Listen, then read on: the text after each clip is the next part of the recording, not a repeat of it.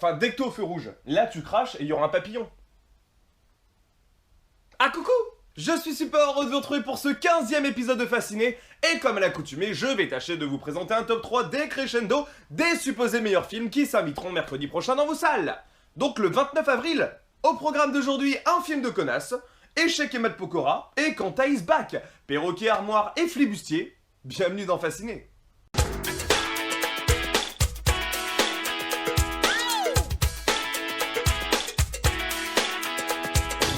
Il y a des jours avec et des jours sans, et cette semaine cinématographique aurait pu nous gâter davantage.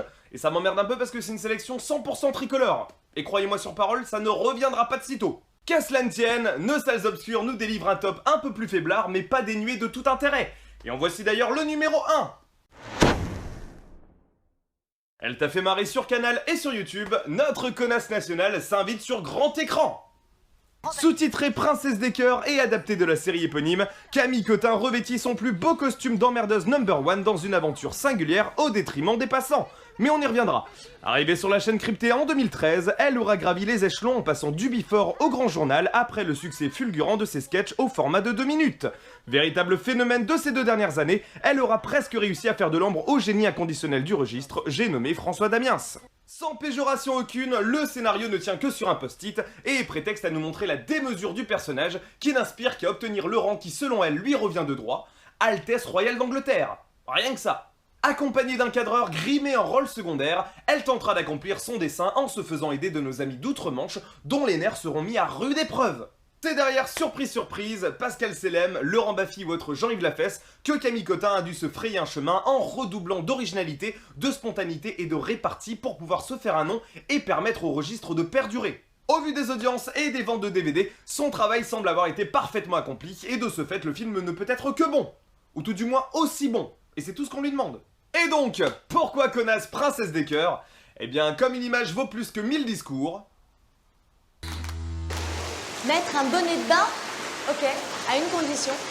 Montrez-moi une seule personne à qui ça fait pas une tête de bite. Bah, je sais pas. Voilà. Moi perso, s'il y a 1h30 de ça... Et ça! Merci. Et ça! Yes! Je t'ai mis un 10! Maintenant, sciez tout de suite le.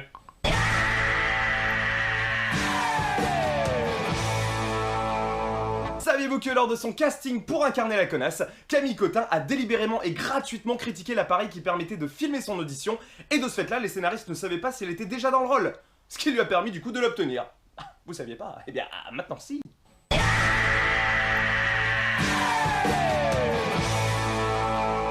Passons sans plus attendre à la seconde marche du podium. Prêt à emprisonner le roi adverse? Eh bien, le tournoi t'attend. Interprété par Michelangelo Passaniti et Lou Delage, le tournoi est la première réalisation d'Élodie Namer, une scénariste bien connue dans le milieu du petit écran. Pour rester cohérente et surtout crédible aux yeux de la fédération et de ses adhérents, elle a été contrainte de s'entourer de nombreux consultants spécialisés dans le jeu de réflexion, et notamment le champion de France qui est 9ème au rang mondial. Basé sur l'univers si particulier du jeu d'échecs, cette œuvre n'est que le 18e film depuis la création du cinéma à aborder le thème. On retiendra principalement Face à Face, sorti en 92 avec Sir Christophe Lambert. Côté scénar, Cal Fournier, 22 ans, s'apprête à participer à une semaine intensive de tournoi au cœur de Budapest. Et toutes les personnes présentes s'accordent à le pronostiquer grand vainqueur. Accompagné de sa chérie tendre et de ses plus fidèles amis, il se laisse tenter à différents paris et jeux d'argent afin d'alterner ses phases de jeu. Tout se déroule parfaitement dans le meilleur des mondes lorsque surgit un adversaire inattendu, haut comme 3 pommes, et qui va le défier avec un aplomb qui frise l'impertinence. Le tournoi a bénéficié d'une réalisation soignée et surtout symbolique, puisque certains plans s'amusent avec le décor mais aussi avec les mouvements de caméra. Et le Dynamer a mis un point d'honneur à s'impliquer et à affirmer d'emblée un style artistique qui lui sera propre au fur et à mesure de ses prochains projets.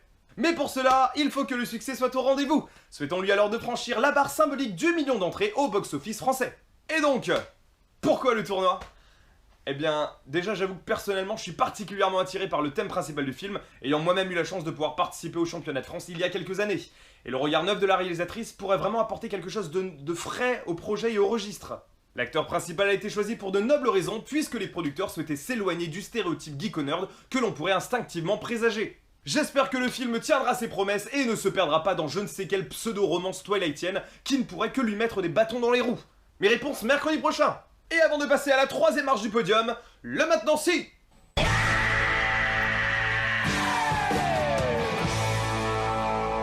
Saviez-vous que la phrase brodée sur l'écusson de la veste de Cal, Gens una sumus, est la devise de la Fédération internationale des échecs et signifie nous sommes une même famille? Non? Eh bien, maintenant si.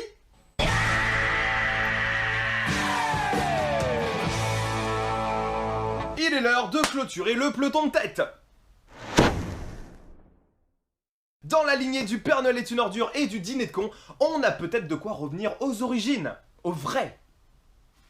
Adapté de la pièce de théâtre éponyme, Nos Femmes est un film français qui marque le 5e passage de Richard Berry derrière une caméra. Après le succès de L'Immortel avec Jean Reno sorti il y a tout juste 5 ans, il va tenter aux côtés de Daniel Auteuil et Thierry Lhermitte d'aller titiller les mastodontes du cinéma français comme Qu'est-ce qu'on a fait au bon Dieu, qui a dépassé les 12 millions d'entrées l'année dernière. Fort d'un succès théâtral incontestable, Nos Femmes bénéficient d'un capital sympathie auprès du public à la fois rassurant et sécurisant pour Berry et son producteur Thomas Langman. Souhaitons-leur le succès escompté, car le cinéma français en a grandement besoin. Son scénario original est digne de ses pairs et s'apparente au burlesque théâtral français comme on le fait déjà depuis le siècle dernier. En bref, 3 amis se retrouvent comme à leur habitude pour une traditionnelle partie de cartes lorsque l'un d'eux arrive désemparé et leur confesse avoir tué sa femme dans un excès de colère. Afin d'échapper à une lourde peine de prison, il leur demandera de mentir sur son heure d'arrivée afin que cette dernière ne coïncide pas avec sa présence sur les lieux du crime. Tu vois ce que je veux dire? Ok. Ses compères vont alors se retrouver devant le dilemme de leur vie, dénoncer leur ami de toujours pour éviter d'être mêlés à une affaire de meurtre, ou alors le protéger au nom d'une amitié sans faille. Nos Femmes appartient à une famille du cinéma français très précise qui joue sur le comique de situation, le huis clos et les quiproquos. Les comédiens qui portent le film sont de grands habitués des plateaux mais aussi des planches, ils connaissent donc toutes les ficelles pour pouvoir nous livrer un spectacle digne de leurs grandes carrières respectives. Et de surcroît, le savoir-faire de Berry peut jouer un rôle primordial dans l'efficacité de l'œuvre. En tout cas, espérons-le. Et donc, pourquoi Nos Femmes? Eh bien, le business des comédies de boulevard est un véritable marché lucratif, et les metteurs en scène doivent redoubler d'efforts afin de se montrer toujours créatifs et ainsi attirer continuellement le public. La pièce de théâtre dont est tiré le film a connu un succès retentissant, à tel point qu'ils ont décidé de la relancer pour la province en mars dernier. Et si le public parisien n'a pas boudé son plaisir, c'est que la qualité doit être au rendez-vous. Et l'histoire du cinéma français nous a démontré à maintes reprises que les adaptations cinématographiques de pièces de théâtre n'altèrent en rien leur qualité, et encore moins leur efficacité. Me trompe-je? Et pour clore ce 15e épisode, le dernier maintenant si.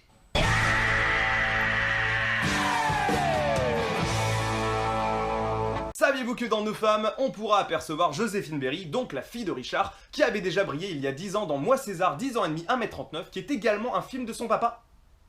Eh bien maintenant si.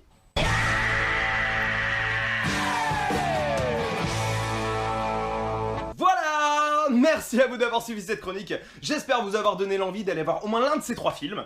Sinon bah, faites une chorégraphie.